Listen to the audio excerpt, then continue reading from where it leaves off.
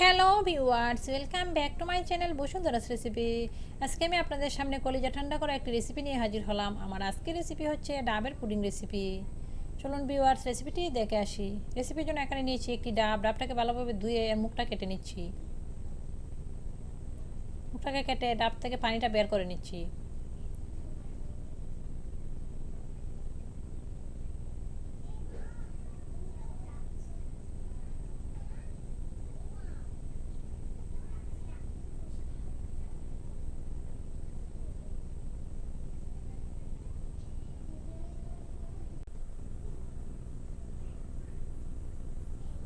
এখন ডাবের শাঁসটাকে তুলে নিচ্ছি ছুরির সাহায্যে।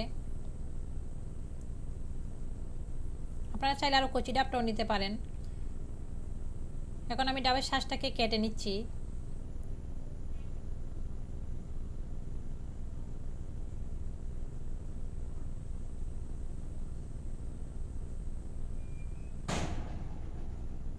এখানে আমি ফুলের মতো করে কেটে নিচ্ছি। আপনারা চাইলে আপনাদের পছন্দ অনুযায়ী যে কোনো ডিজাইনে কাটতে পারেন।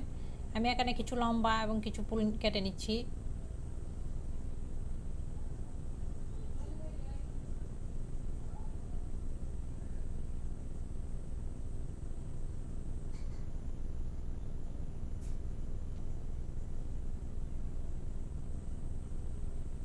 লম্বাগুলোকে আবার ছোটো করে নিচ্ছি।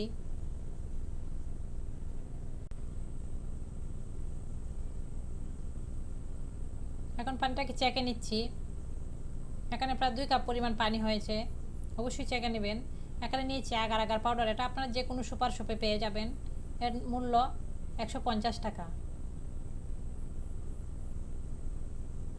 এখন দিয়ে দিচ্ছি এখানে 2 চা চামচ পরিমাণ আগার আগার পাউডার।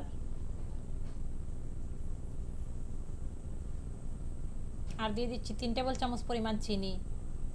চিনির পরিমাণটা আপনারা বাড়িয়ে অথবা কমিয়েও নিতে পারেন আপনাদের পছন্দ অনুযায়ী। এখন এটাকে নেড়ে মিক্স করে নিচ্ছি। অবশ্যই আগার আগার পাউডারটা আপনারা ঠান্ডা পানিতে মেশাবেন। গরম পানিতে মেশালে এটা দলা পেকে যাবে। এখন চুলাটাকে জ্বালিয়ে দিচ্ছি।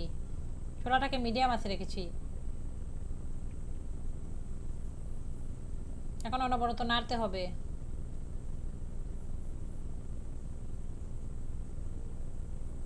চিনিটা গলে এসেছে। এই পর্যায়ে দিয়ে দিচ্ছি এখানে কয়েক ফুটা রেড ফুড কালার। এটা একেবারেই অপশনাল, আপনারা চাইলে এটা স্কিপ করতে পারেন। এই রেসিপিটা তৈরি করতে খুব বেশি সময়ের প্রয়োজন নেই, অল্প সময় তৈরি করতে পারবেন। দু একটা বলক আসলে এটা নামিয়ে নিতে পারবেন।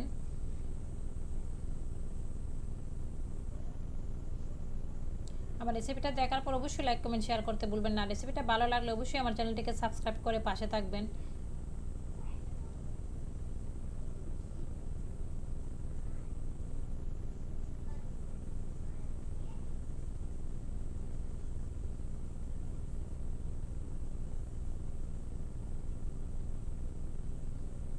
রেসিপিটা হয়ে এসেছে, চুলাটা বন্ধ করে দিয়েছি।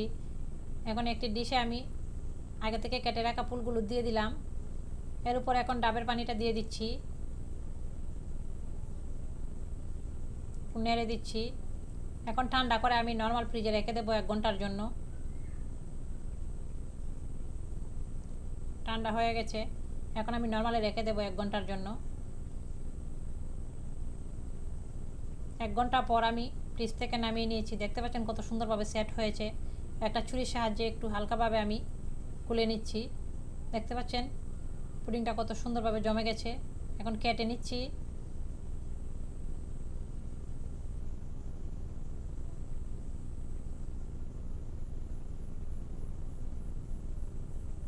রেসিপিটা খুবই ভালো হয়েছে। আপনারা একবার হলেও ট্রাই করবেন এই গরমে রেসিপিটা। আশা করি সবার ভালো লাগবে। আজকের মতো এখানেই বিদায় নিচ্ছি। সবাই ভালো থাকবেন। Bye bye.